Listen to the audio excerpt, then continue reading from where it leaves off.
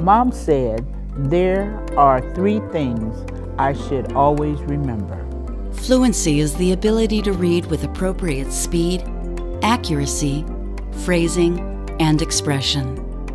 Good readers read at the same speed at which they speak. They correctly identify and pronounce the words they read. Good readers chunk words into meaningful phrases and use intonation and expression when they read out loud. Fluent reading is necessary for comprehension.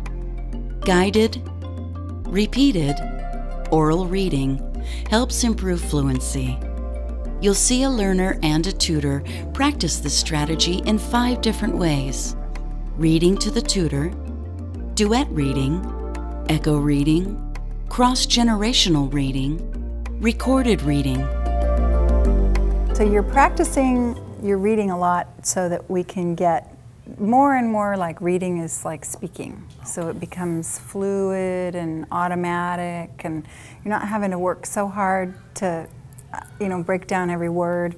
And one of the ways to do that is to do the same passage multiple times. So it's called guided, repeated, oral reading.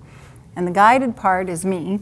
I'm going to help. I'm there to help you with words that would be hard to decode. Okay. And then the repeating, it's a great way for you to see progress in a really short amount of time. So you might think, why am I having to read this over and over? I've already read it, I get it. But if we can record you, we can show you that like the first reading is maybe a little choppy and you're working hard, and by the time you've read this passage 3-4 times, you'll notice yourself and you'll be able to hear a really big difference in how expressive you can be. And there's different parts of fluency. So one is speed. When you're reading hard material, how it's slow and laborious. So speed, the faster you read, the more fluent you are. Expression. So instead of like just robotic, monotone reading, your voice goes up and down to match the words and to tell the story. It's part of the expression. So you have speed, accuracy, expression, and phrasing. Phrasing is like, remember when we had that book where first we practiced the words, then we practiced 2 or 3 words together, and then the whole thing, we would scoop it, then we would put it in the sentence and it would be all scooped, so you could tell like when you could breathe. and do you remember how fast it became easy? Yeah. So that's basically what we're doing.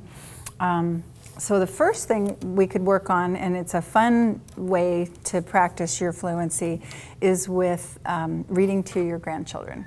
So I know you have a little one. Yeah. And how old is she again? She's 2. 2. Now, I mean, how fun is that to be able to read to your grandchild?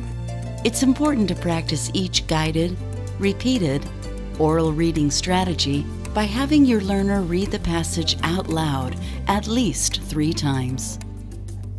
Provide guidance for how to improve fluency by assisting your learner when needed and modeling accurate, well-paced reading with appropriate phrasing and expression.